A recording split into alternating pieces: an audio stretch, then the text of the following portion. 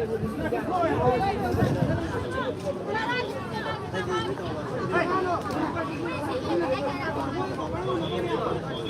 có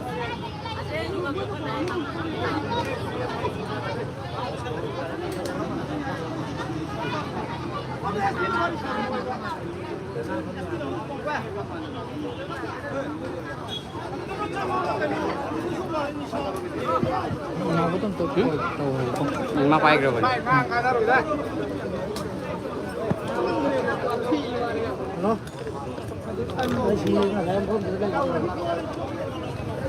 Đây gần đây mua đây với tụi này. Bắt gì đâu em? Không.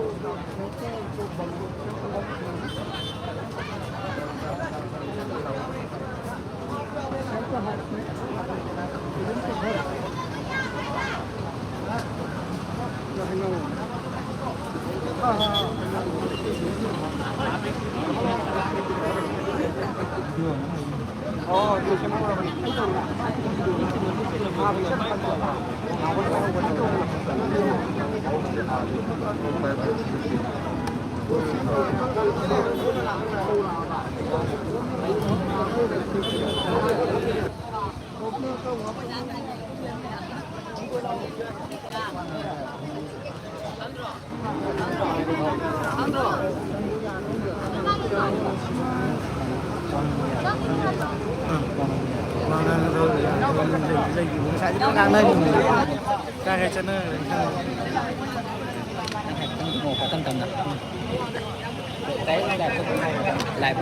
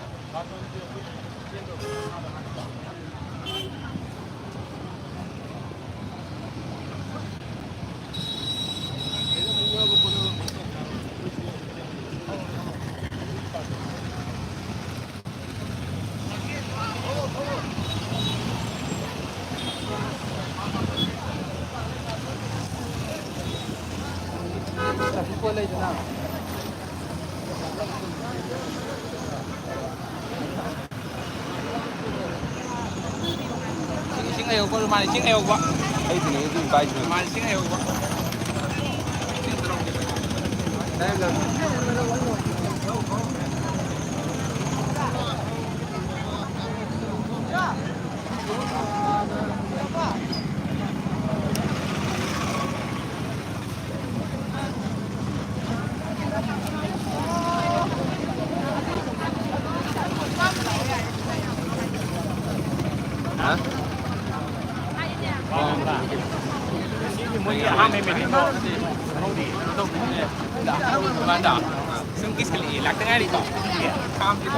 chim도 건가 돼야 되는 거야. 거의 다 지고 있다.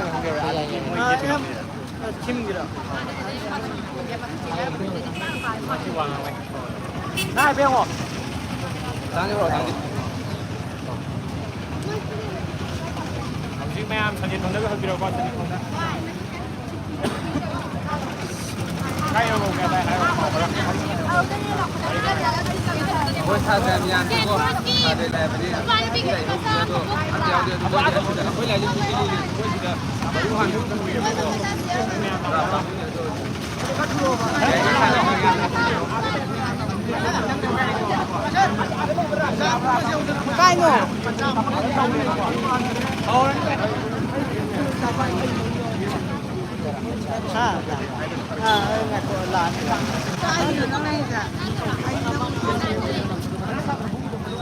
โอ้บางนี้เก็บดอก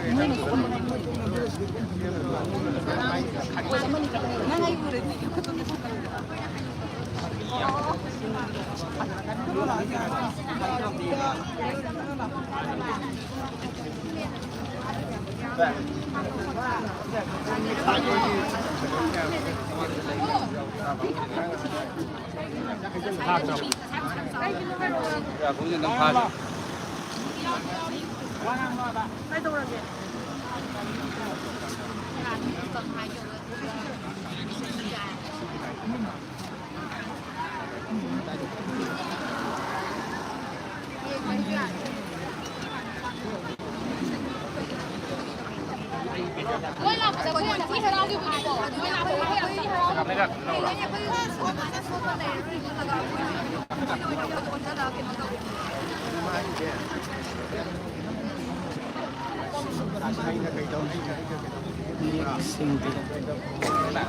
Siam gi bang lo ma anak ni na net sin wai te tu nan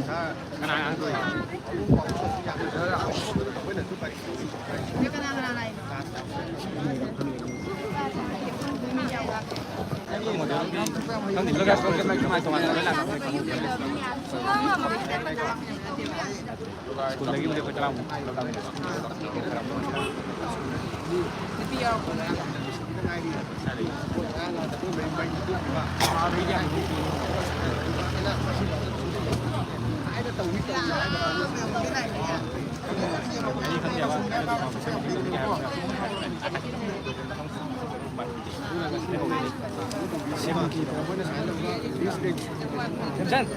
Jangan.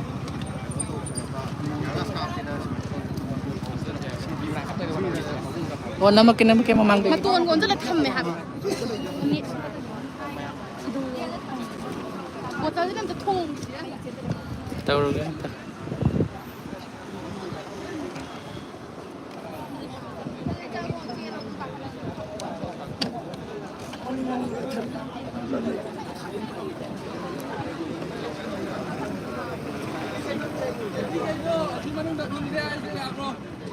Jadi sana kau ni.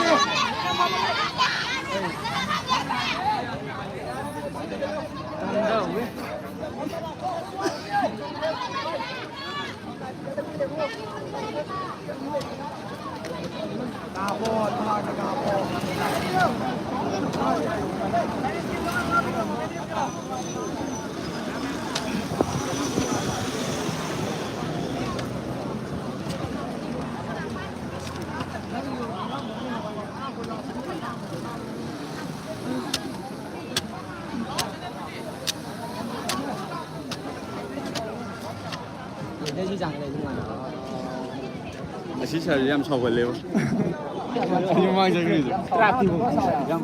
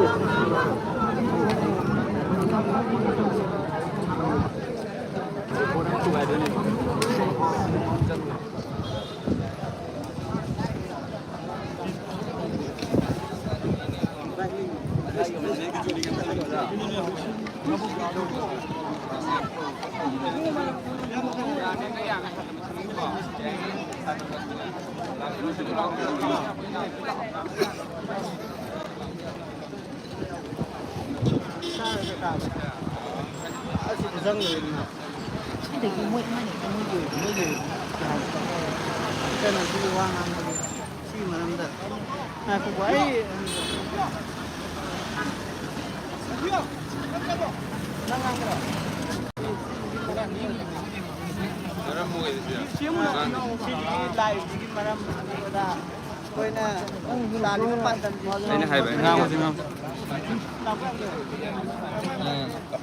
ꯑꯩꯈꯣꯏ ꯁꯤꯗ ꯂꯩꯕꯁꯦ ꯁꯦꯡꯅ ꯍꯥꯏꯔꯗꯤ ꯀꯩꯅꯣ ꯄꯤꯁꯦꯂꯤꯅꯦꯕ ꯂꯥꯛꯏꯁꯦ ꯑꯗꯨꯗ ꯁꯤꯗ ꯁꯥꯇ꯭ꯔ ꯃꯁꯤꯡꯁꯨ ꯌꯥꯝ ꯋꯥꯠꯂꯦ ꯑꯗꯨꯒ ꯁꯤꯗ ꯂꯥꯛꯏꯁꯦ ꯂꯨꯞꯀꯤ ꯑꯣꯏꯕ ꯑꯝꯇ ꯂꯩꯇꯦꯀꯣ ꯑꯗ ꯁꯤꯗ ꯃꯣꯏꯗꯤ ꯁꯦꯡꯅ ꯍꯥꯏꯔꯗꯤ ꯇ꯭ꯔꯥꯏꯕ ꯀꯥꯡꯕꯨꯁꯦ ꯃꯔꯨ ꯇꯥꯍꯜꯂꯒ ꯂꯩꯔꯦꯀꯣ ꯑꯗꯣ ꯃꯣꯏꯅ ꯍꯧꯖꯤꯛ ꯇꯧꯔꯤꯕ ꯊꯧꯔꯝꯁꯦ ꯁꯦꯡꯅ ꯌꯥꯅꯤꯡꯗꯦ ꯑꯩꯈꯣꯏ ꯂꯥꯛꯏꯁꯦ ꯄꯤꯁꯦꯂꯤꯅꯦꯀꯣ ꯑꯗꯨꯅ ꯃꯤꯁꯨ ꯌꯥꯝ ꯋꯥꯠꯂꯦ ꯁꯦꯡꯅ ꯍꯥꯏꯔꯗꯤ ꯁꯥꯇ꯭ꯔ ꯃꯁꯤꯡꯗꯒꯤ ꯇ꯭ꯔꯥꯏꯕ ꯀꯥꯡꯕꯨꯅ ꯍꯦꯜꯂꯦ ꯑꯗꯣ ꯌꯥꯔꯤꯉꯩ ꯌꯨꯝꯗ ꯂꯩꯕꯤꯕ ꯁꯥꯇ꯭ꯔ ꯂꯣꯏꯅꯃꯛ ꯂꯥꯛꯄꯤꯔꯛꯑꯣ ꯑꯗꯨꯒ ꯌꯥꯔꯤꯉꯩ ꯃꯤ ꯌꯥꯝꯅ ꯇꯧꯔꯒꯅꯦ ꯑꯩꯈꯣꯏꯅ ꯍꯧꯖꯤꯛ ꯂꯥꯛꯏꯕ ꯄꯥꯟꯗꯝꯁꯦ ꯃꯥꯏ ꯄꯥꯛꯅꯕ ꯍꯣꯠꯅꯃꯤꯟꯅꯁꯤ ꯁꯤ ꯍꯥꯏꯖꯒꯦ ꯁꯥꯇ꯭ꯔ ꯃꯣꯏꯅ ꯑꯗꯣ ꯍꯧꯖꯤꯛꯁꯦ ꯁꯦꯝꯒ ꯎꯅꯕ ꯃꯤ ꯆꯪꯈꯤꯕ꯭ꯔꯥ ꯆꯪꯗꯕ꯭ꯔꯥ ꯆꯪꯗ꯭ꯔꯤꯁꯤꯕꯨ ꯀꯩꯅꯣꯗꯤ ꯆꯪꯗ꯭ꯔꯤ ꯋꯥꯔꯤ ꯁꯥꯟꯅꯕꯒꯤ ꯀꯩꯝ ꯍꯥꯏꯔꯛꯇ꯭ꯔꯤꯕ ꯑꯈꯟꯅꯕ ꯃꯤ ꯈꯔꯗꯪ ꯍꯥꯏꯕꯅꯦꯕ ꯑꯗꯣ ꯍꯧꯖꯤꯛ ꯃꯣꯏ ꯁꯣꯝꯗ ꯀꯩꯅꯣ ꯇꯧꯔꯤꯕ ꯏꯌꯥꯝꯕꯁꯤꯡꯗꯣ ꯄꯨꯜꯂꯤꯕ ꯑꯗꯨꯒ ꯄꯨꯂꯞ ꯅꯨꯃꯤꯠ 10 ꯆꯪꯃꯤꯟꯅ ꯍꯥꯏꯕ ꯍꯣꯏ ꯍꯣꯏ ꯌꯥꯝ ꯅꯨꯡꯉꯥꯏꯖꯔꯦ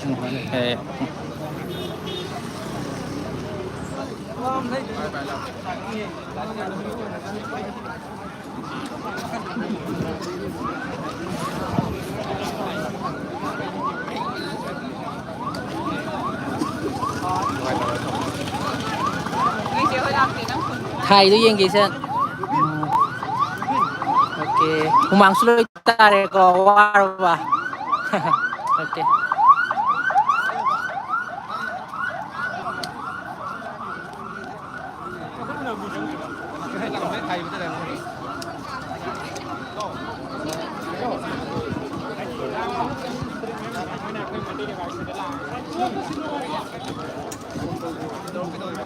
Santos pulang sama Santos tu sino apa?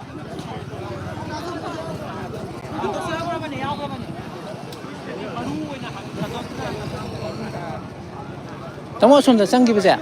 Tamo asum sanggi je. Asum sanggi je kita ubah sanggi na tau. Siapa mana ba? Oh.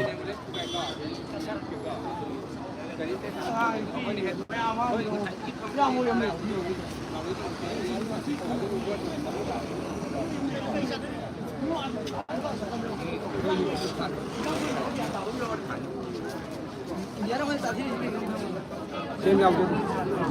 Điền á, cái điền này, cái từ cái gì tiền, cái phạm, cái là phạm quoi, cái là máng mà sáng cái mình được. Asia tu sembio, kau satu satu jinggo, tidak lah sembio. Sembio ah, gua mana nak nak gua pengen ni, kesian ni, yang mana dia ada.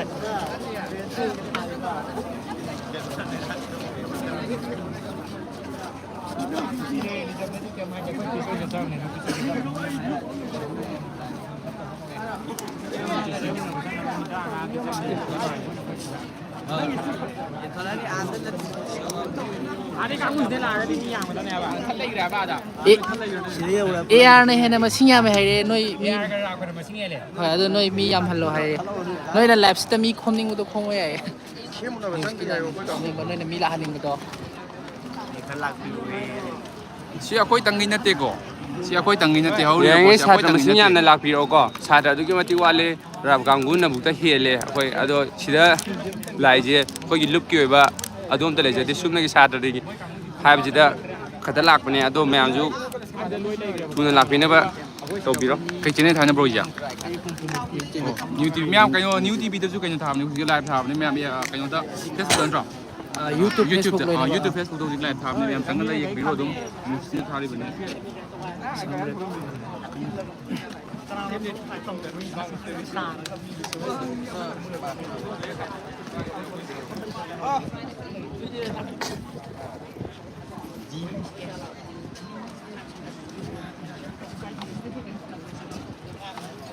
Tamo siam wari sana ba sanggi je.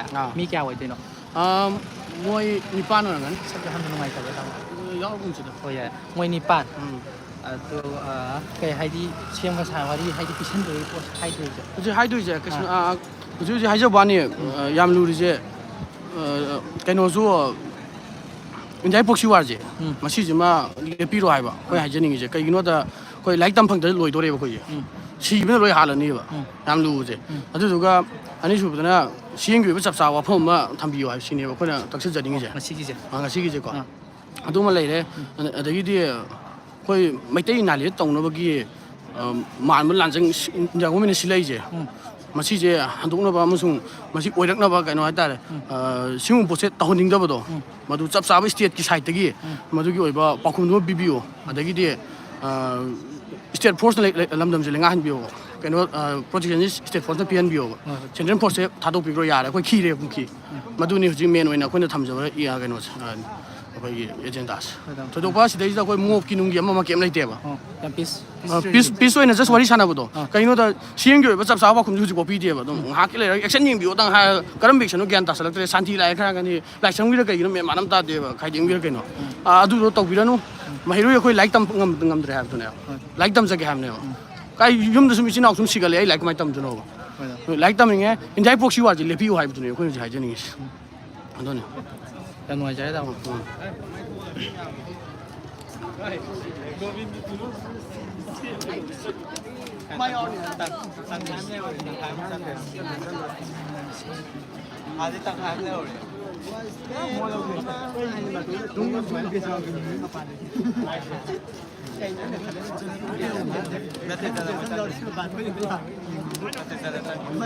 Bây giờ ngàn ngàn đấy, bây giờ chỉ tôi mấy ngàn gì đâu, à máy cầu chỉnh đi tới ngàn thôi được.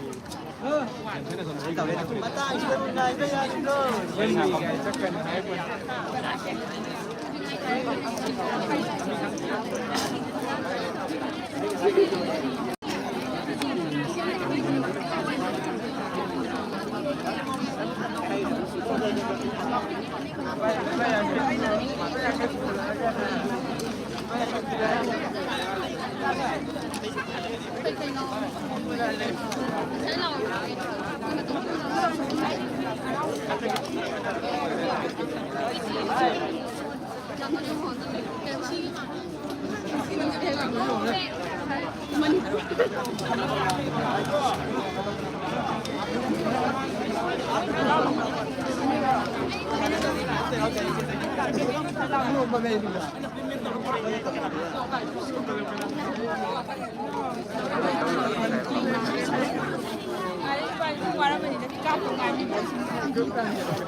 Kita ya Pak.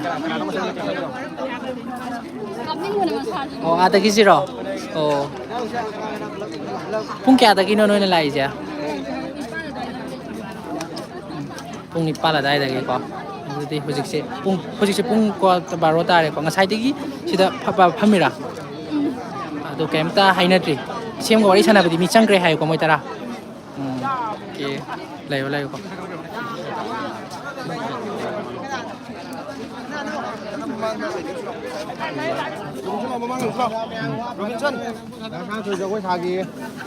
Kenapa? Bagi sisi ke governor memang dah maksud ke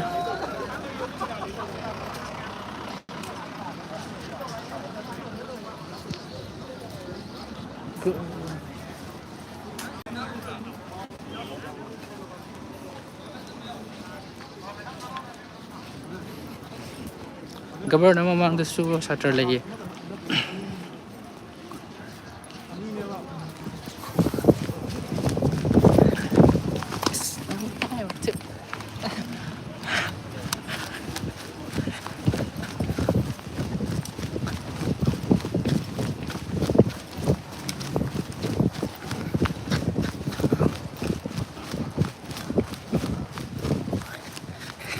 Cian mana nak cry, dia governor.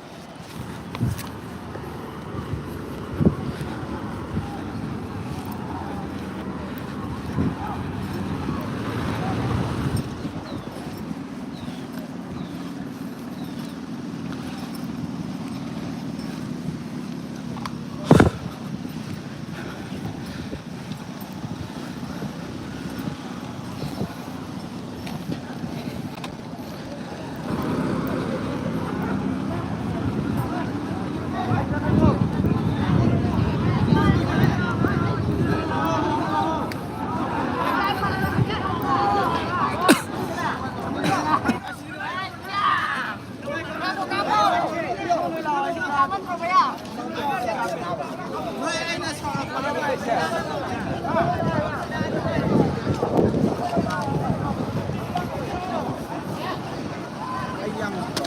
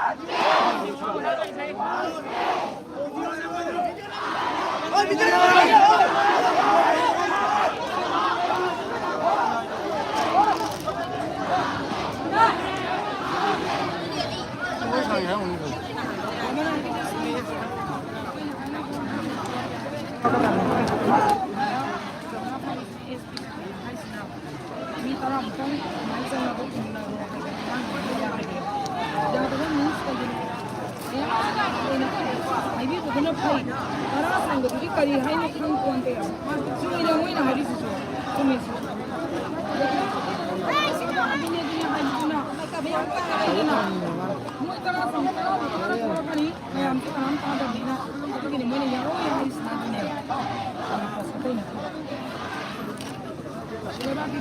Gõ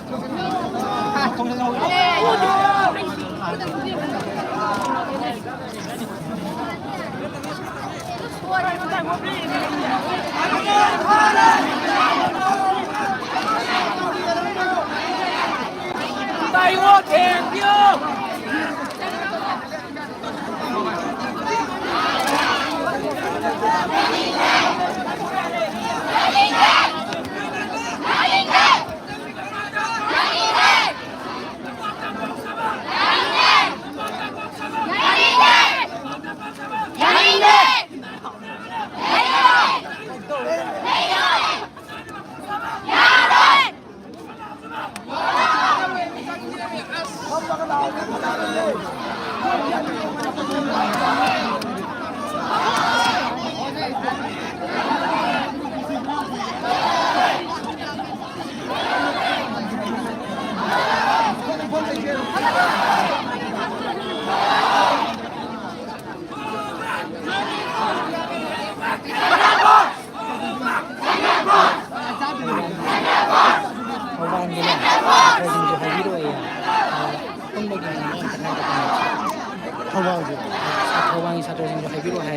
ขาสิขโมยตะปาเลย นั่งฟิวเสียนี่ฮะไลฟ์เลย นั่นเหรอ ไลฟ์เลย YouTube ได้เหรอ นั่งฟิวได้นั่งฟิวได้ แอนพี่เด่น เฮ้ยแต่ข้างล่างเลยทำไม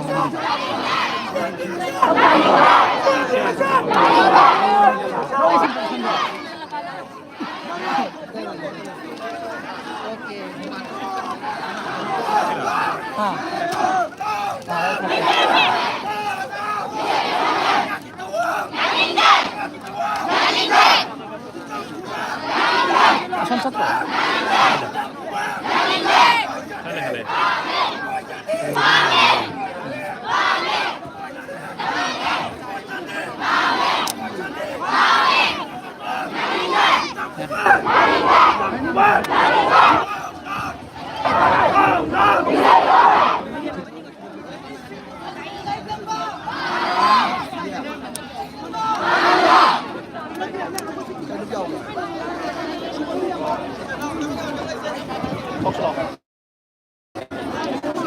Talak ko. Kadalak ko.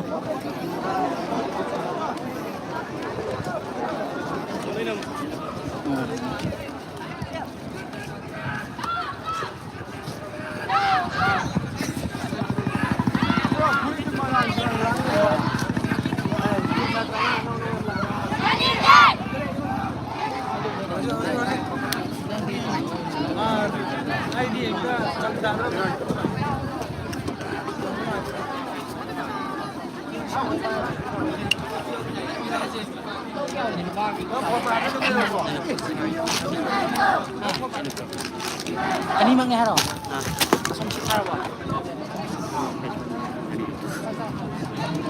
Okay.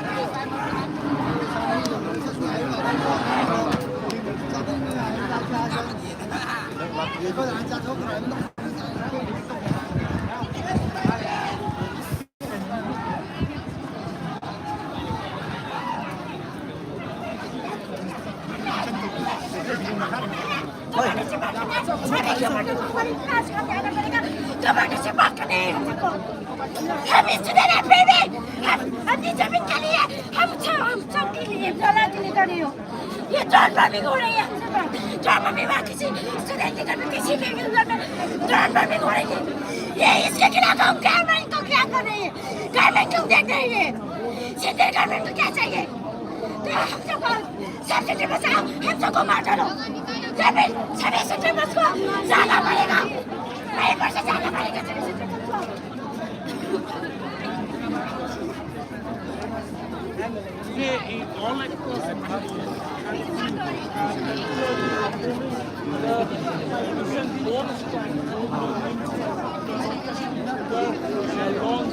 Towards the valley where the militants from across the hill have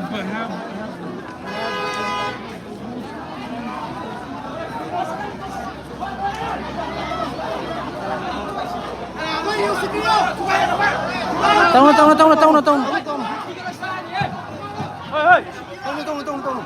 Tông luôn. Năm mình.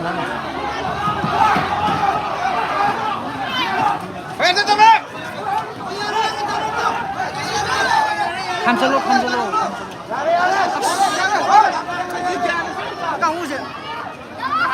solo. Thôi ai thì mình chỉ có hành vi कौन से दिक्कत नहीं है ये हम सबको मंजूर नहीं है और सेंट्रल कोर्ट को भी हम सबको देखना चाहिए जो भी सही है वो बाहर लाइए you can see the concerns of the students.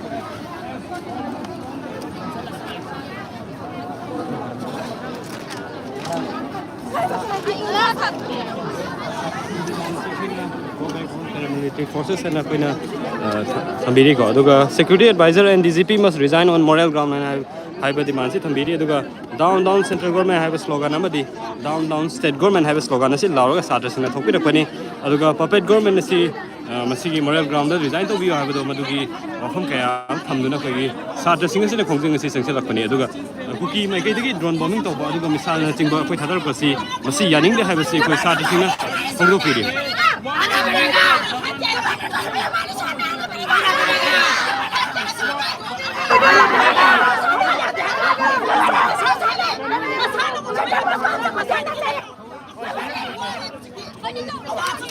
Samar ti satra sing ngai bi se khoi governor thoruk ko bini governor thok pi ro governor se wari sana se ha bido khoi satra sing yo mai ke digi thambi ro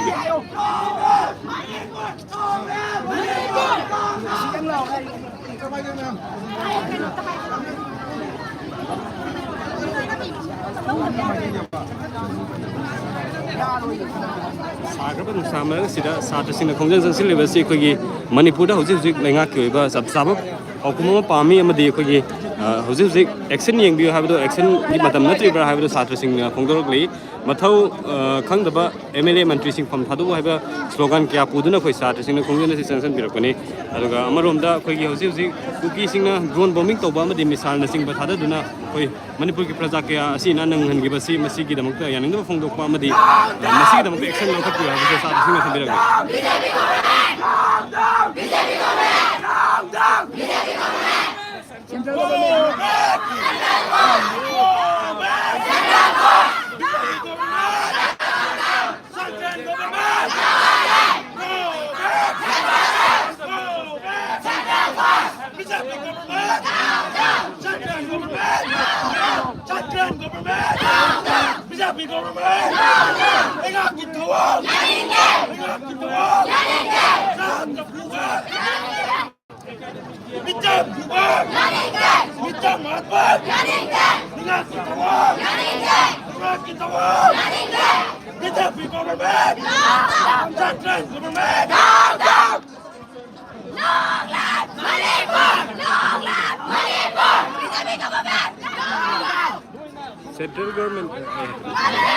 Central government ke khoi Manipur thamdu mani ngasi yaning de aduna satra sing kya tholok tuna ngasi khongje ngasi sangsel lebani mkhoi gi demand khoi gi Manipur ki honorable CM obiri basi khoi moral ground resign taw amadi khoi gi mathau tawdraba khoi gi MLA mantri sing ngasi resign taw biu action yeng bagi matam kayam wali gi haibase hangbirei aduga amarom da khoi gi unified command asi khoi CM da sinabiu haibase sina singba demand kya thamdiragbe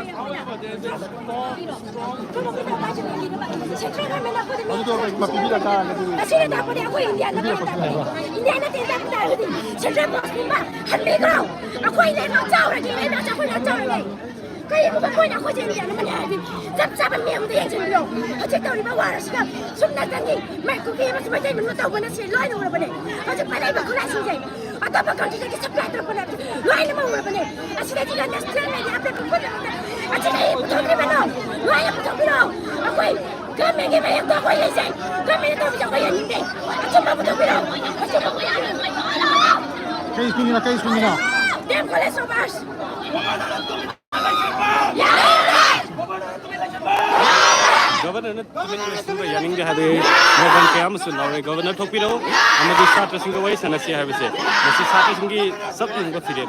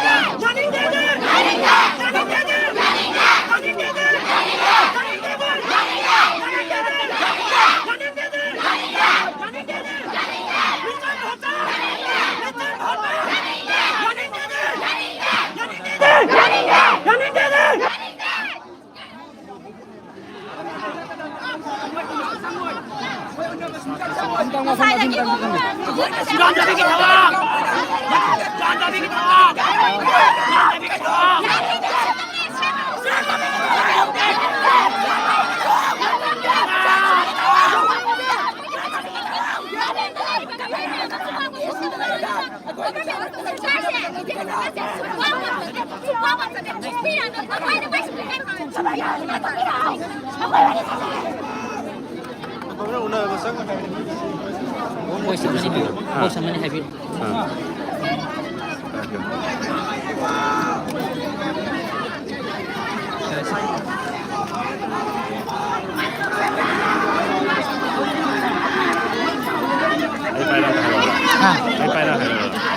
Saya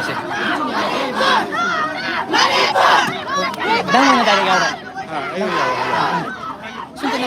Singkat 6 coba.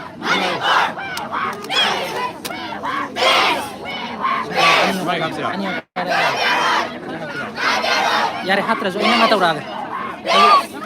Kayu lok phone ya ba? Kayu lok phone ya ba ko? Si lok phone di mana ya ba? Nang lo itu tare. Kabanara thum matam da. Kabanara thum matam da. Rồi phải ngạc lo bị được. Tolong wajing. Tolong wajing. Tolong wajing. Tolong wajing. Atu matam da.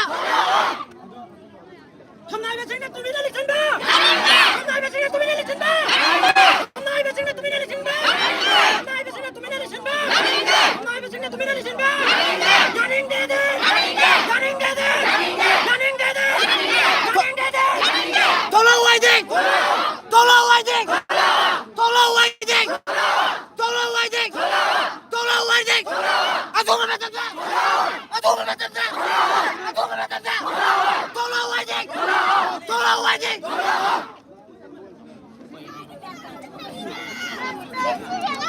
Satra Singh demand asi khoi governor asi athubo matam da tholaga Satra Singh una duna Satra ki sima demand sing asi tabiyo haibaduni khoina hojik thamjari basi Satra Singh demand akhoi gi mathau tawdrawoi gi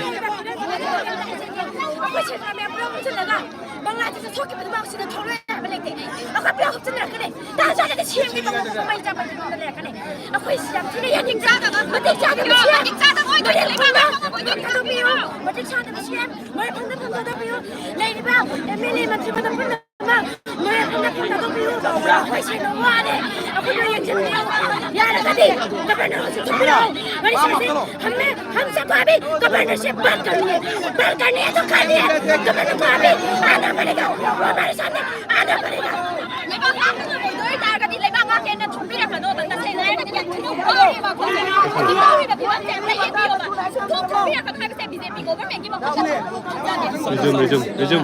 Resume.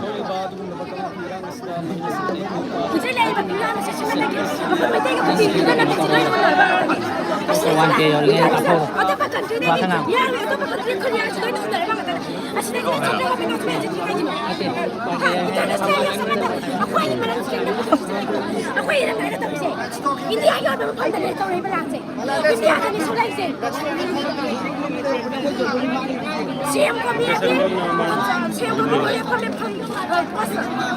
छोड़ना पड़ेगा और फिर हम अभी governor से बात करना चाहते हैं गवर्नर को अभी हमारे सामने आने पड़ेगा और जो भी यहाँ हो रही है सिर्फ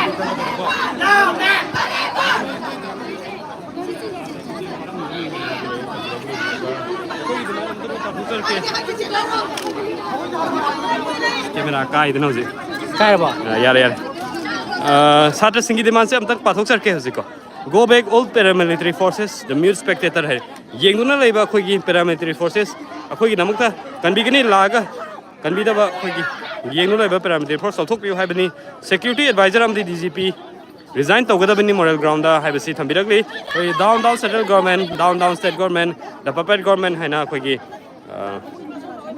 slogan क्या लाउडी को एक now or resign on moral ground है ना कोई की लेंगा की कोई की MLA यांखई resign तो भी है बसी नहीं थंबिरे से drone कोई की मिसाइल सिंह बसी ना जो कोई ना लंदर ले बसी मसी जो यानिंग दे मसी लेप नंदा कोई की section थोरांग खत पियो है बनी ना या मसी को डिमांड के आसे थंबिरक ले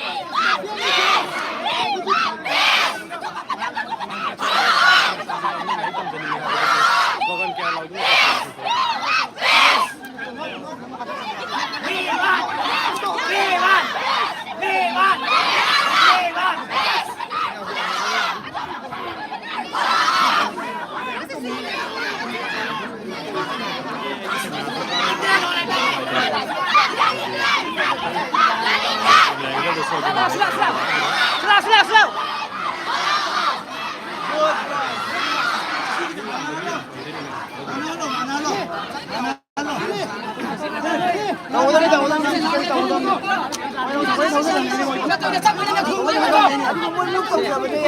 back! Go back! Go back! Go back! Go back! Down, down! Down, down! Down, down! Matik sa thằng mày lên coi! Matik sa thằng mày lên coi! Matik sa thằng mày lên coi! Drone bombing cái tên! Drone bombing cái tên! Drone bombing cái tên! Down, down! Down, down! Down, down! Go back! Go back!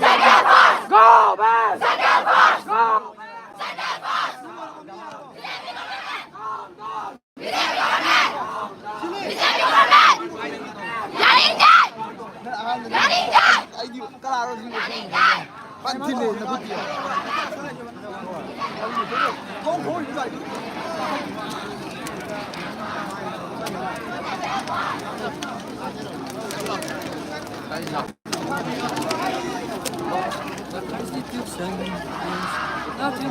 Pedro,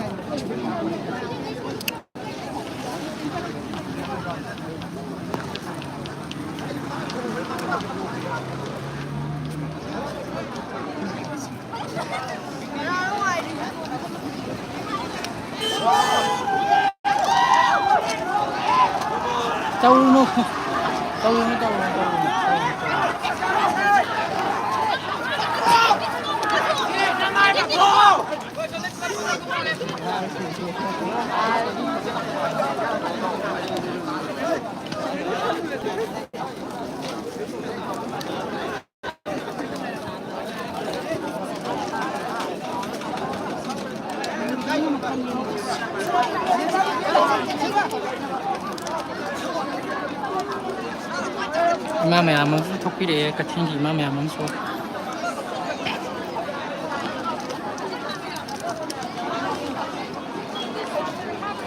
कदाई न हाइबा मी अतै बु काई लेहौरगे बा थाहौरगे मी CC बतर मी अतै का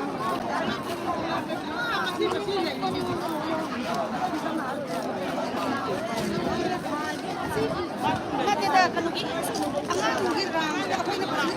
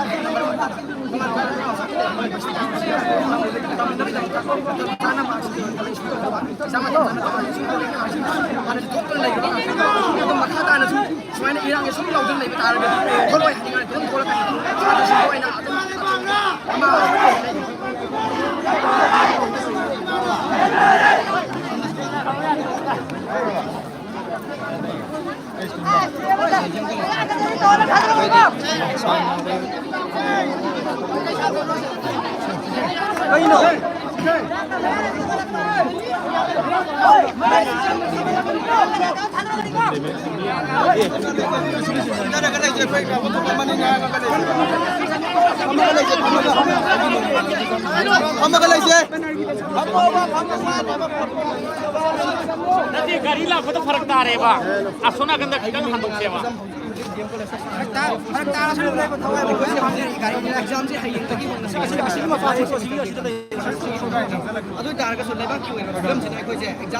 exam है अखोई छात्र की ओनदी एग्जाम है खिदम मरु ओइ पोरमनेबा अदु तारगा सो मणिपुर समस्या मैम से अखोई छात्र मैम से की मति आवाज है अदुगा एग्जाम से अखोई कैसु नतबगी फिबम कयबा अदु हिमालयबा काय के दबि सरो एग्जाम तारगा सो हिमालयबा से अखोइना हिंगिगे मते खरा सिदा हिमालयबा से अखोई की ngamba level da kan na bo na ninge seng ha ba ai khoi na huje pis video ha lo post sida pis kan video ka kari go pis tham na andre me am se ta na be post ya ai khoi ku ta khulai pai na te pis ku video sing na sing le sarma mani post te sida ai khoi tam sa na de mani post da pis ku video han ne si bau ki yaning de pis pura pa ngamoi hai ta ka di ai khoi na pre-merger agreement da lai biram ba ai khoi ki dhibam du adu yom hanjin bi o ha bi ko jan tang sa la pa da me am se ki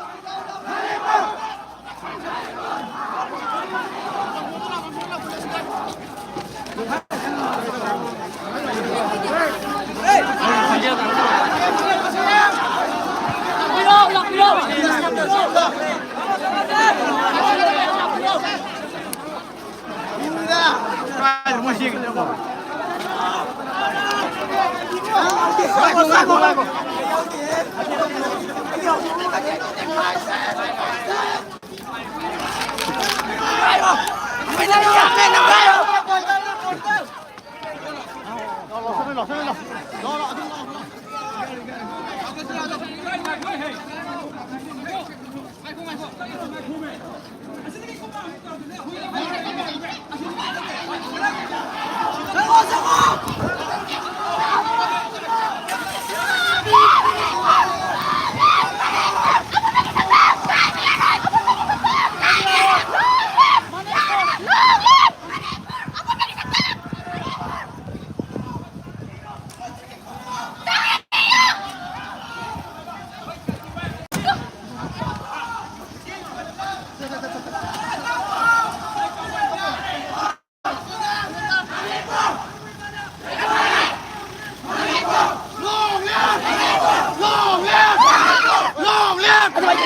Manipur Sakam!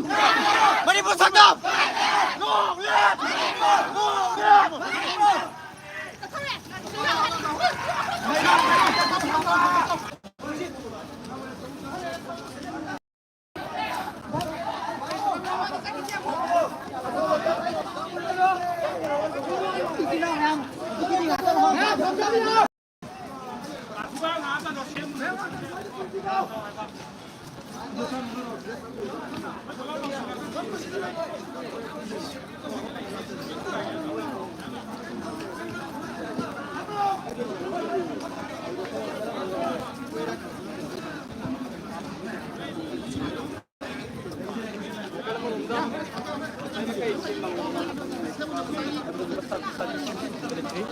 Tungan mereka kaya dila ko satu singa madi han mangtu nane simbang lomang dala ikra satu singa puna habsi hari ba khongjang asida sarga mina bagi mami duma tari mangtu nana Manipur governor gi algo ma unana ba satra gi mu sing thajirana ba hai khibale khed bu unara ba matung da kai karam war sing sana pagel una khrabar habi dumadi akhoi makha taba pogdam sing pina na bahna jige alma khonha news ki lami yeng ta dune biu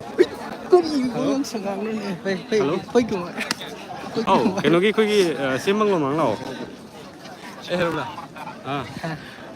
Mai kai kaya dagi lakpa satra sing hoisu han beletri khoi notice window na tungan ba podom sipi na bahna jige adum yeng ta dune biu. Thank you. Question betul tadi sana single atau melongi pen atau apa? Jadi satu singa sih koi makut tangga tu nak koi siam manglong nak kena usulai apa sih? Makoi makah tahu kau singa sih siam ga made governor ko unadu na siam una ba moi khar sangre okay adugi paudo madu koi ngai jadi hai tadi ko net se sidadi nungai te siam ki manak yorok pari ko net se yam sappe ba mana tu side dum lai sakku ko hoi yam changjala roi ge net siam nungai te ba governor na gena sama kan satu kali di koi slogan lalu le huri ko sok chang sila jadi mai ingna lai ge ne ba ko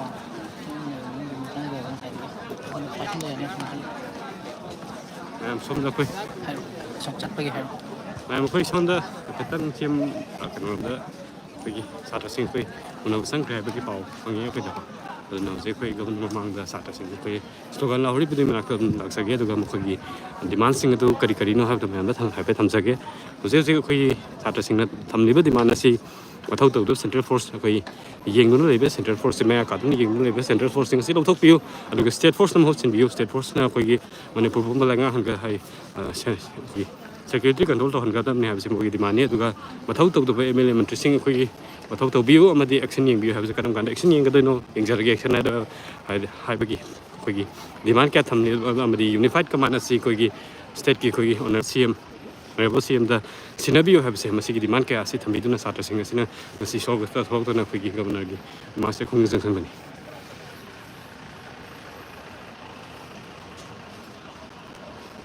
sound ka shoot of bi video ko satra singa sing koi sa sabna mar mo da koi wa pathari ri ko ti wen ko adu ko mri te ko gi thangna hek ho badagi koi gi demand ka asi phungdok tu na sa di ki law bu sokta banai na law zari hai tare ko aduga governor na jage koi demand ke asi thamjage hai duna satra sing sina khung junction jar pani makoi gi khung asi mem do khan jabage koi gi notice window tan ta do jabage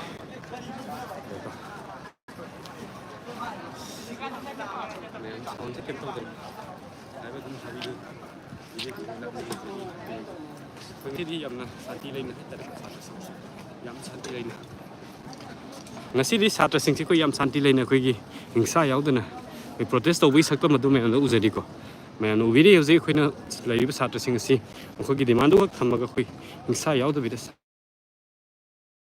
ꯁꯥꯟꯇꯤ ꯂꯩꯅ ꯇꯝꯖꯅꯤꯡꯉꯥꯏ ꯑꯣꯏꯕ ꯑꯩꯈꯣꯏꯒꯤ ꯁꯥꯇ꯭ꯔ ꯑꯃꯒꯤ ꯑꯣꯏꯕ ꯐꯤꯗꯝ ꯂꯧꯐꯝ ꯑꯣꯏꯕ ꯃꯒꯨꯟꯅꯤ ꯍꯥꯏꯕꯁꯦ ꯊꯝꯖꯔꯤ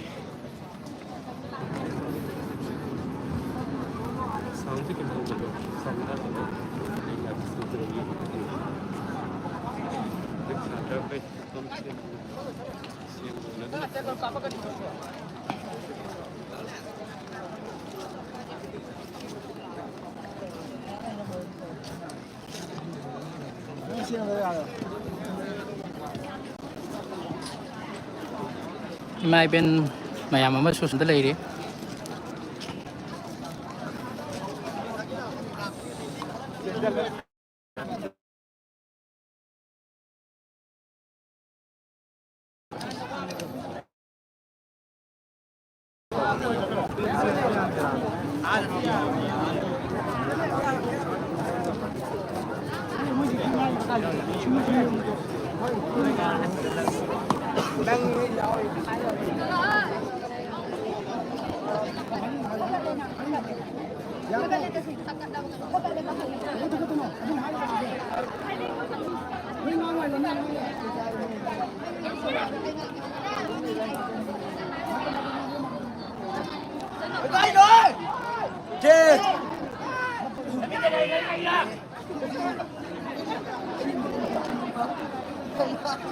ꯒ꯭ꯌꯥꯟ ꯇꯥꯅ ꯑꯗꯨꯝ ꯍꯥꯏꯌꯣ ꯑꯁꯣꯏꯕꯗꯣ ꯑꯗꯨꯝ ꯂꯧꯊꯣꯛꯈꯤꯗꯧ ꯂꯩꯔꯝꯃꯦ ꯑꯗꯨꯅ ꯌꯥꯔꯦ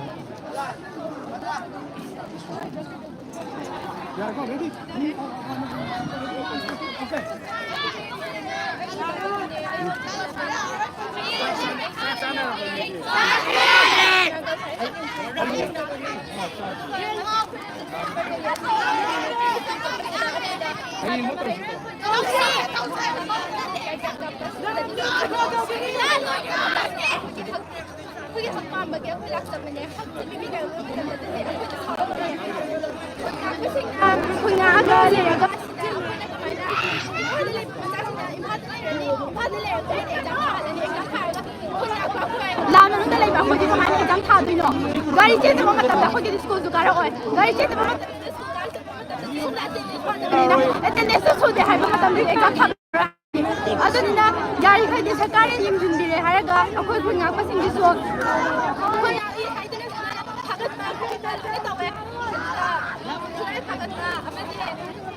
ꯁꯣꯝꯗ ꯏꯔꯥꯡ ꯊꯣꯛꯑꯦ ꯍꯥꯏꯔꯒ ꯁꯣꯝꯗꯅ ꯈꯔꯗꯤ ꯅꯨꯡꯉꯥꯏꯕ ꯑꯃ ꯑꯗꯨꯒ ꯑꯩꯈꯣꯏꯒꯤ ꯍꯛꯀꯤ ꯀꯔꯝꯕ ꯃꯇꯝꯗꯗꯤ ꯀꯅꯥꯝꯇꯅ ꯔꯦꯁꯄꯣꯟ ꯇꯧꯕꯤꯔꯛꯄ ꯅꯠꯇꯦ ꯁꯤꯗ ꯑꯩꯈꯣꯏꯅ ꯋꯥꯔꯤꯁꯦ ꯀꯅꯥꯝꯇꯅ ꯈꯪꯕꯤꯕ ꯅꯠꯇꯦ ꯔꯤꯂꯤꯐ ꯀꯦꯝꯞꯇ ꯂꯩꯕ ꯀꯥꯡꯕꯨ ꯍꯧꯖꯤꯛ ꯆꯦꯡ ꯆꯥꯛ ꯋꯥꯠꯄ ꯃꯇꯝꯗ ꯀꯅꯥꯅ ꯃꯇꯦꯡ ꯄꯥꯡꯕꯤ ꯀꯅꯥꯝꯇꯅ ꯄꯥꯡꯕꯤꯗꯦ ꯁꯔꯀꯥꯔꯅ ꯌꯦꯡꯕꯤꯕꯁꯨ ꯌꯦꯡꯕꯤꯗꯦ ꯁꯤꯗ ꯏꯝꯐꯥꯜꯗ ꯃꯣꯏꯅ ꯅꯨꯡꯉꯥꯏꯅ ꯂꯩꯔꯒ ꯑꯩꯈꯣꯏꯁꯨ ꯅꯨꯡꯉꯥꯏꯅ ꯂꯩꯕ ꯄꯥꯝꯃꯦ ꯑꯗꯨꯕꯨ ꯏꯝꯐꯥꯜ ꯃꯅꯨꯡꯗ ꯂꯩꯕꯗꯣ ꯑꯩꯈꯣꯏꯁꯨ ꯐꯪꯗꯕꯅꯤꯅ ꯆꯤꯡꯌꯥꯗ ꯂꯩ ꯑꯩ ꯏꯁꯥꯃꯛꯁꯨ ꯆꯤꯡꯌꯥ ꯑꯩ ꯁꯤꯡꯗꯥꯗꯒꯤꯅꯦ ꯑꯩ ꯁꯤꯡꯗꯥ ꯀꯅꯥ ꯃꯄꯥꯟꯗꯒꯤꯅꯦ ꯑꯩ ꯏꯁꯥꯕꯨ ꯂꯥꯟ ꯆꯦꯟꯅꯔꯤꯕ ꯉꯥꯛꯇꯅꯦ ꯂꯥꯟ ꯆꯦꯟꯅꯔꯕ ꯐꯥꯎꯕ ꯑꯩ ꯉꯁꯤꯒꯤ ꯔꯦꯂꯤꯁꯤꯗꯤ ꯏꯁꯥꯒꯤ ꯍꯛꯀꯤꯗꯃꯛꯇ ꯑꯩ ꯂꯥꯛꯆꯕꯅꯦ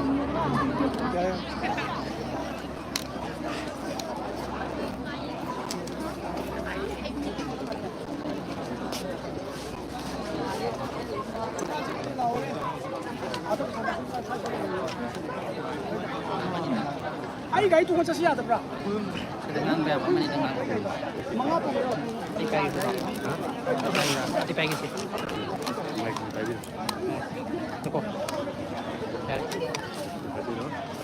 ꯅꯪ ꯄꯥꯏꯔꯣ ꯌꯥꯔꯦ ꯁꯤ ꯁꯨꯝ ꯉꯥꯡꯁꯤ ꯂꯧꯈꯠꯂꯣ ꯗꯥꯗꯤꯔꯥ ꯅꯪ ꯆꯪꯉꯣ ꯅꯠꯇꯦ ꯑꯅꯤꯗꯨꯅ ꯇꯣꯟꯅꯔꯦ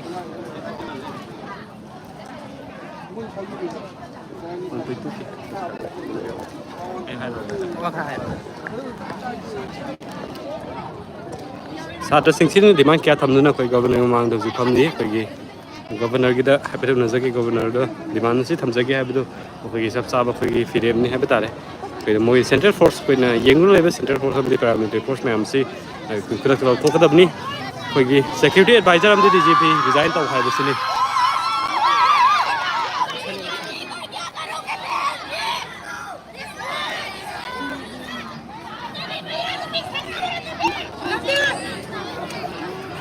ꯑꯗꯨꯒ ꯑꯩꯈꯣꯏꯅ ꯍꯧꯖꯤꯛ ꯑꯣꯏꯔꯤꯕ ꯒꯣꯔꯃꯦꯟ ꯂꯩꯉꯥꯛ ꯁꯦꯟꯇ꯭ꯔꯦꯜꯒꯤ ꯒꯣꯔꯃꯦꯟ ꯑꯃꯗꯤ ꯑꯩꯈꯣꯏꯒꯤ ꯁ꯭ꯇꯦꯠ ꯒꯣꯔꯃꯦꯟ ꯑꯁꯤꯒꯤ ꯊꯧꯑꯣꯡ ꯌꯥꯅꯤꯡꯗꯦ ꯃꯆꯤ ꯃꯈꯥꯏ ꯅꯥꯏꯕ ꯁꯦꯟꯇ꯭ꯔꯦꯜ फोर्सेससिंगी थोंगसिंग गरी हाबदि केन साथसिंग तंबे बसे को मिसाइल सिंग कोई ड्रोन सिंग सिंग मदुना मैते की खुंजा सिंग दे सिदा अटैक तौबसी मसी खुद लेपकदबनी मसी दम सिक्स राउंड खत पिगदबनी हाबसे साथसिंग डिमांड ओइना थमजरी अदुगा अमरोमदा खोइना हौजेजी तौरिबा खोगे लैंगाकी सिंग खाइ नायबा खोगे थोंगसी क्वेश्चन रोन नgi थोंगसी निंगे हाबदु साथसिंग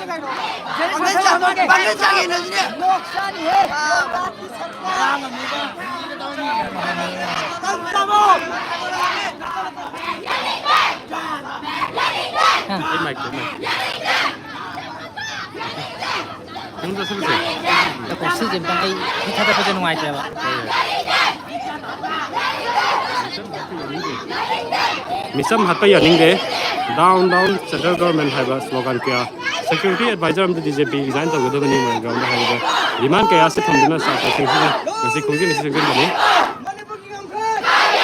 मणिपुर के ngam khai kai ba ya Manipur save Manipur है पांडम से साथ Singh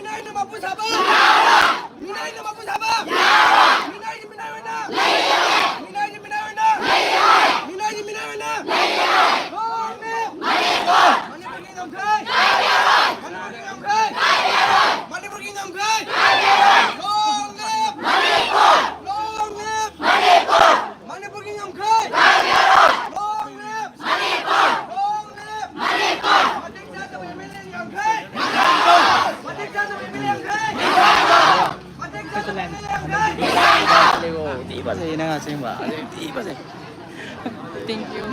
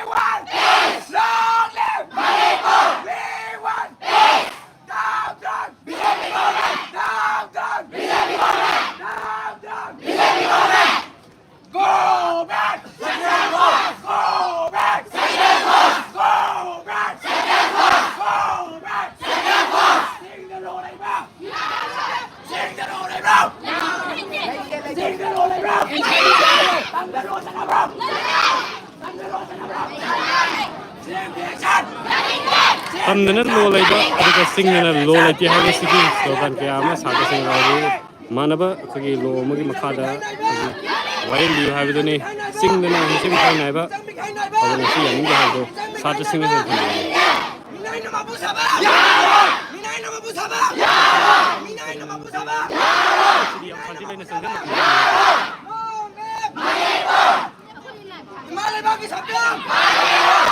Jangan saya lawan ni.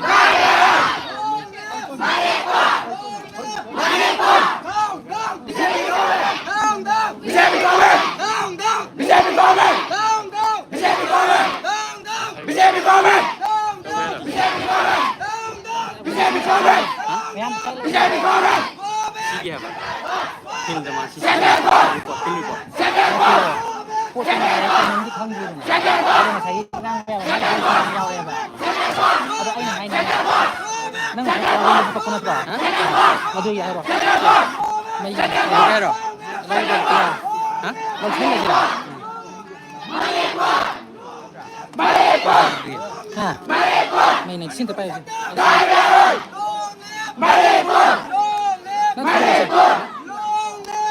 Xin bay rồi xem kìa.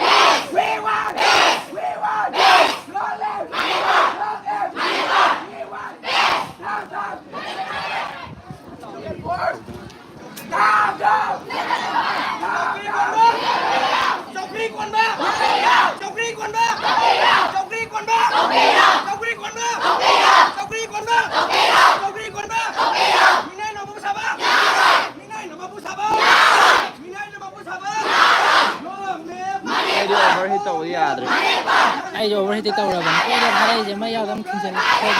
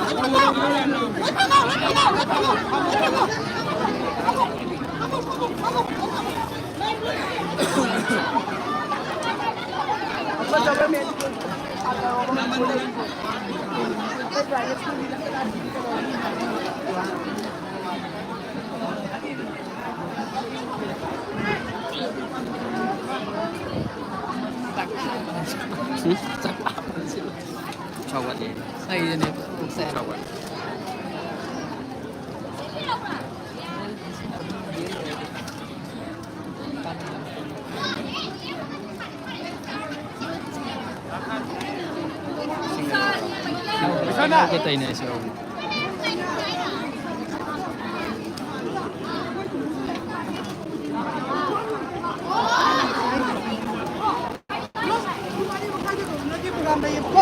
thank you ôi thank you không thank you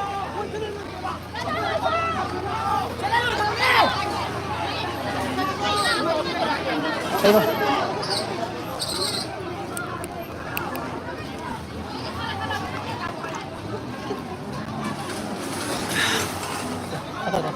không năng bay cơ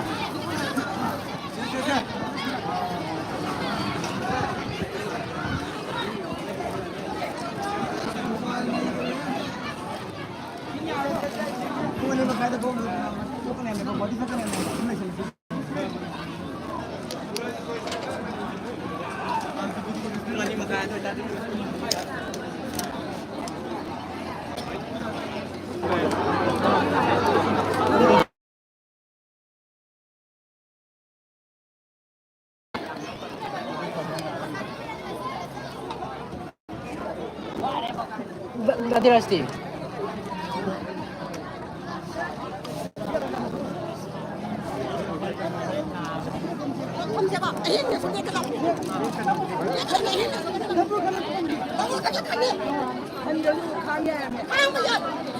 Kung kami bro, ako yung kasalan namin sa'yo, kaya ate ko mawala dito. Mana ako yung bayad, ako yung manipod ako na paksi.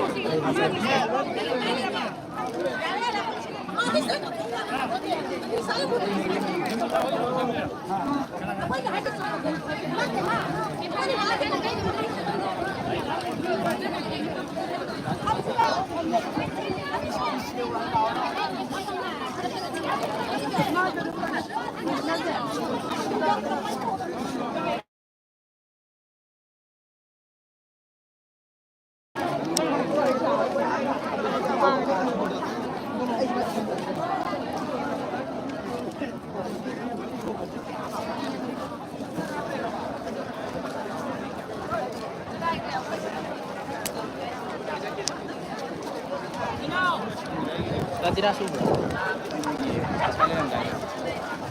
Yang mendingan lagi.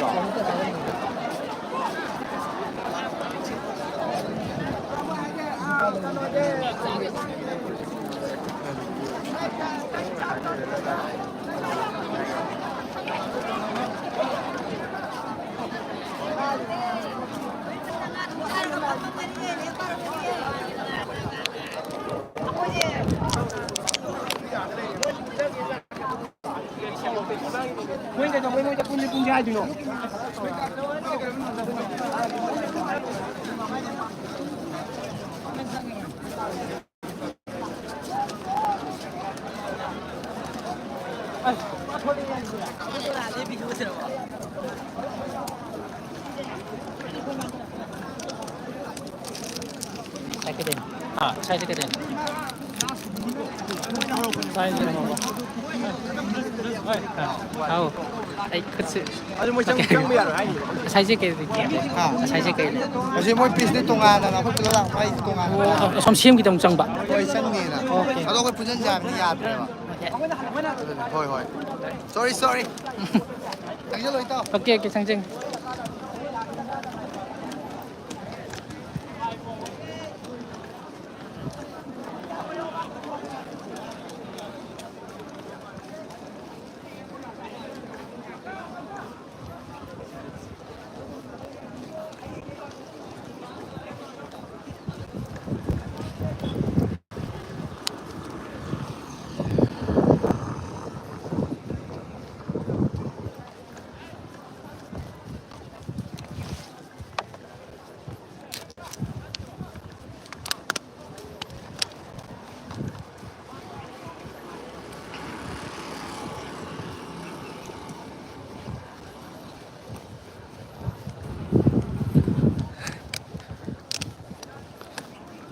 Songgi siang ki rom da mu lai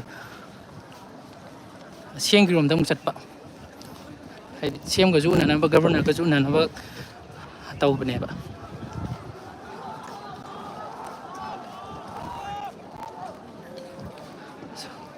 song da lai song da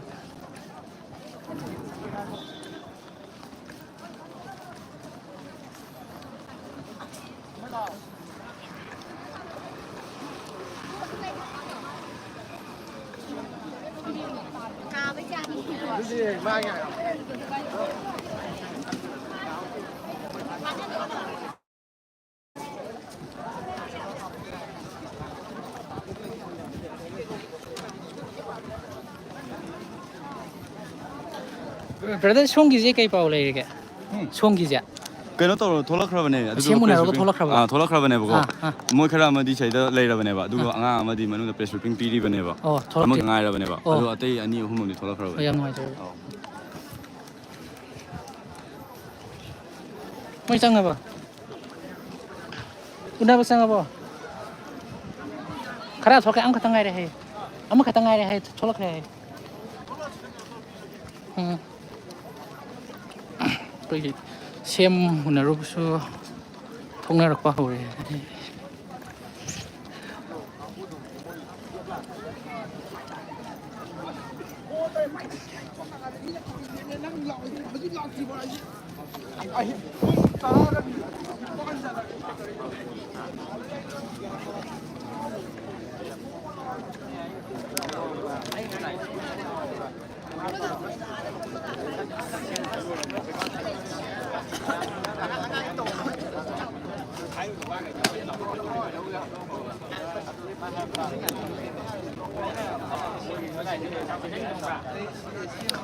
स्वाइदा लोई लई रे थलगा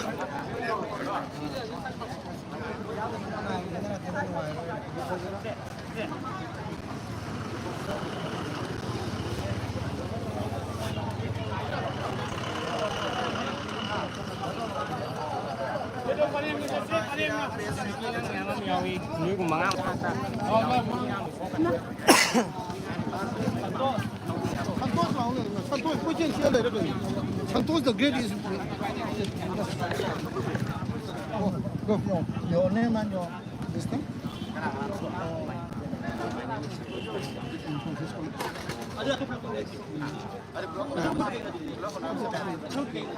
Thế Dâu gì in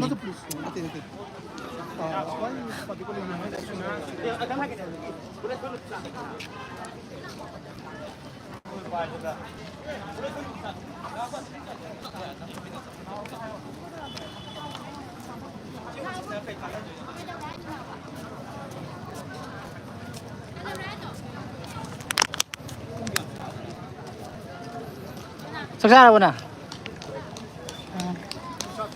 Ra rồi đấy. Không em mới lùi ra ngay. Không em mới lùi ra ngay.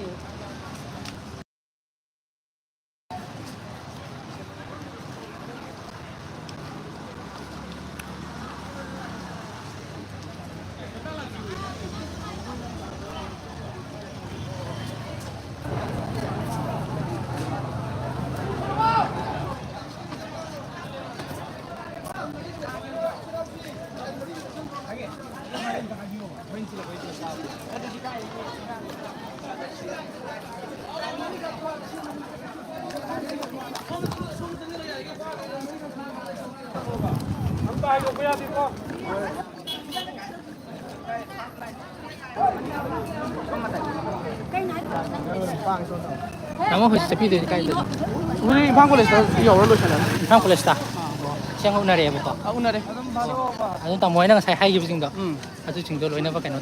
아, 누밋 홈니 디 타자라메 시엠나서 하게 안가마 탁다 남푸 이거 사푸 이거라. 한번 서리 파이런 이슈 하이래. 인파가 망기시죠. 그래도가 제 포선 감다 봐. 홀. Pon hai bani ko. Pon hai mana? Hai petang makat tapi robo dah. 어도 이제 쌍금 광고도 뭐죠? 라모죠. Ya. 폴로 잘 살라이라 시시보 하이라메 시시보 시엠도 다 잡아 비리에도 마두지 그는 또 방콕에서 나오고 도니 봐.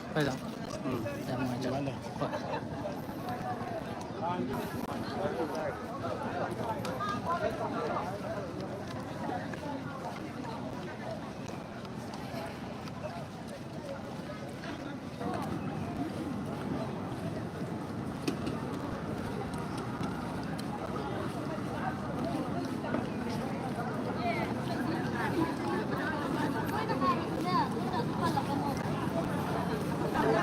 Palakan mo, aban na mito.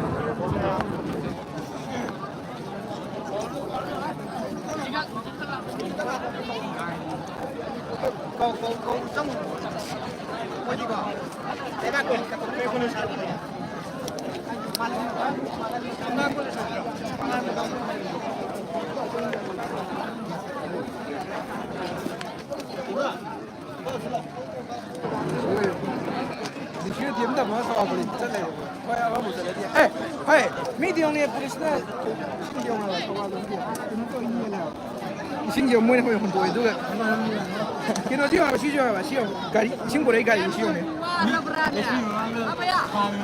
Adun ta Hairo se. Hairo. 대박 cái quá đi khang ngang ba hay jadi tu nak tahu dah gitu Ima da kaino phone to. Ede nam ta phone to.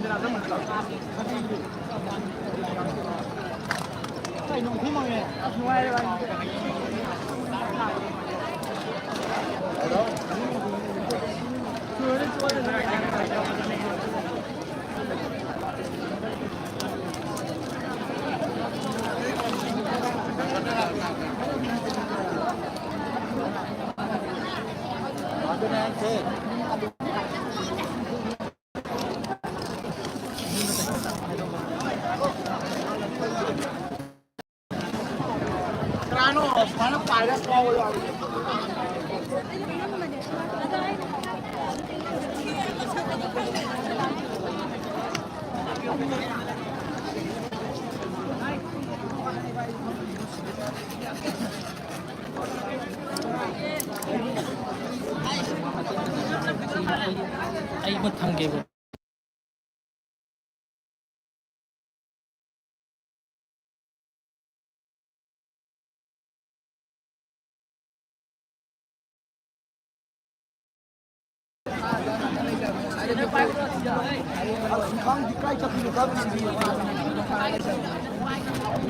tăng lên là có một phần giờ là cái này governor được ghi responsible là cái việc này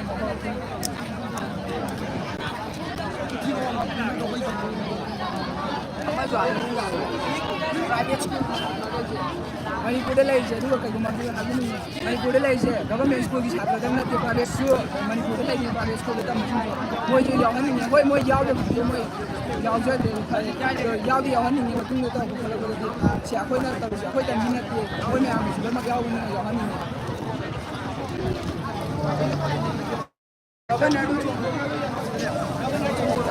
Dah lah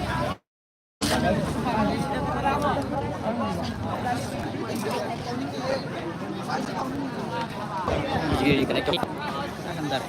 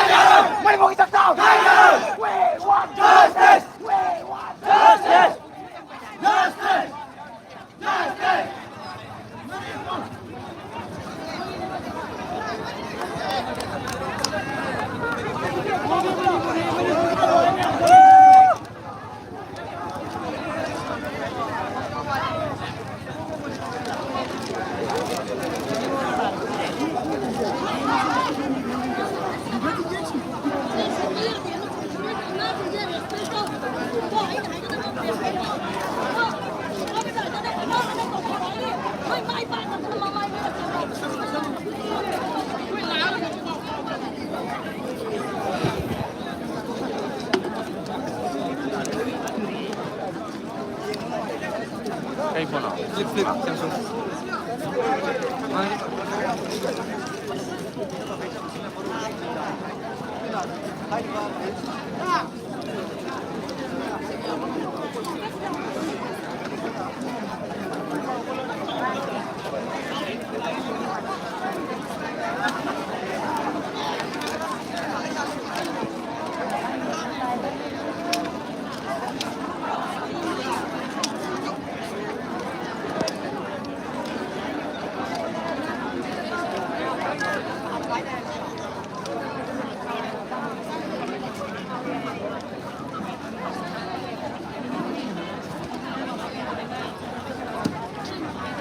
lagi Pak. Mungkin banget kita nggak. Sen kita nggak Pak. Kita nggak bisa. Kita nggak Pak. Kita nggak sih mau. Kita nggak ya mau. Sebenarnya. Mak kita kakak lagi kok. Mak kita nggak sih.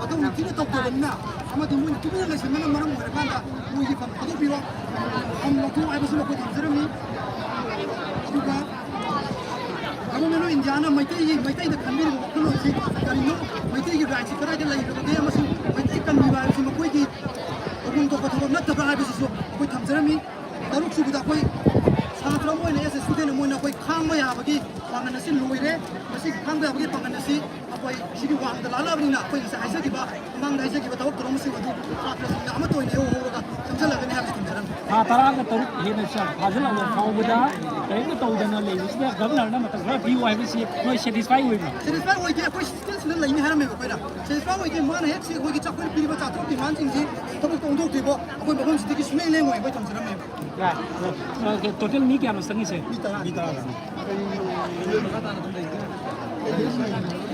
मैं किसी group से करी है ये साथ Singh Manipur the तम साथ Singh club की लामा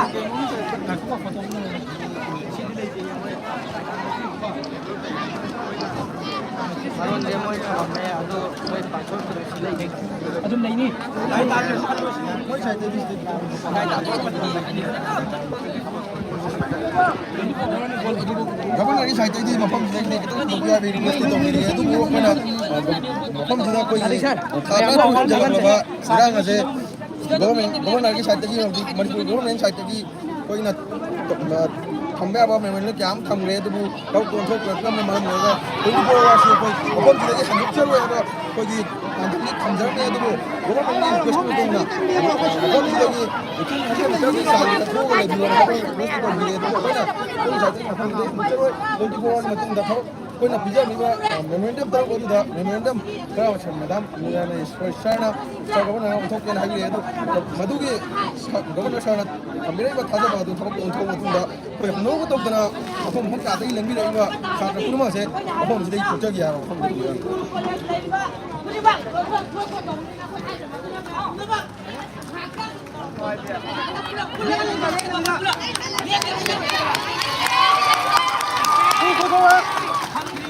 कुबाची कुगन होगा कुबाची कुगन होगा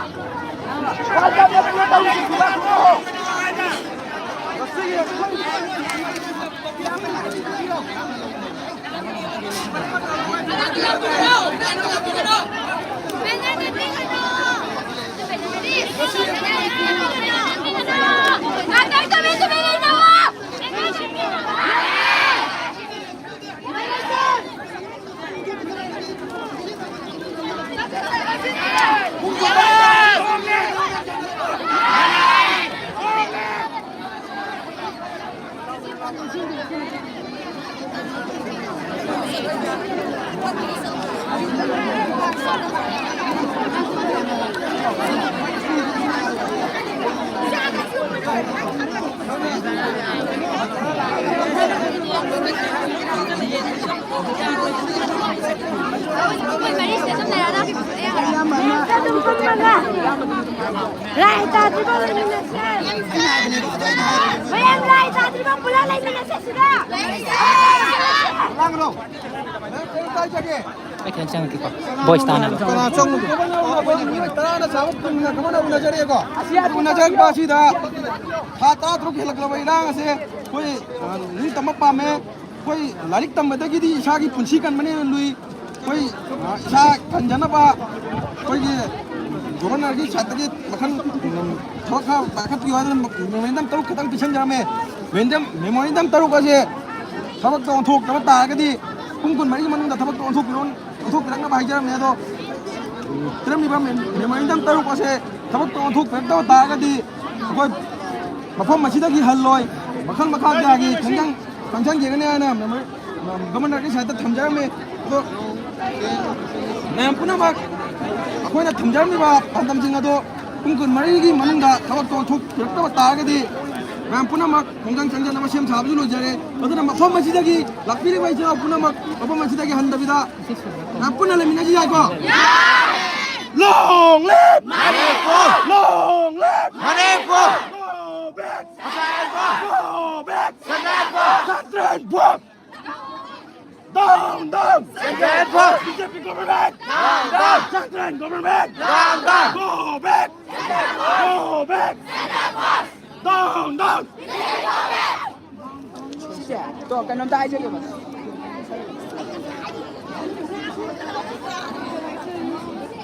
Aduh, pama daw na sila.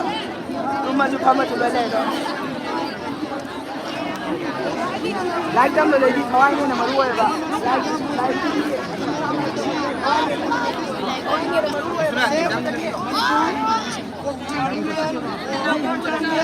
Kau mari mengata salah aku tu kena. Anu betul kelas dia thari aja.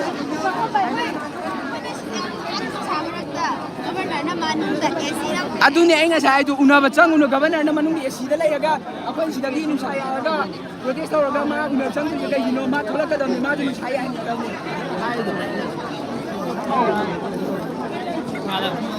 còn hôm nay thì chương trình học năm mới đi tham gia Cảm ơn.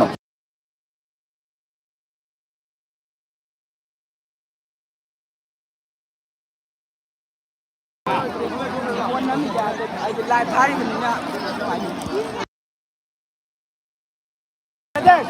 Brother, cái nông đại. Phone đó.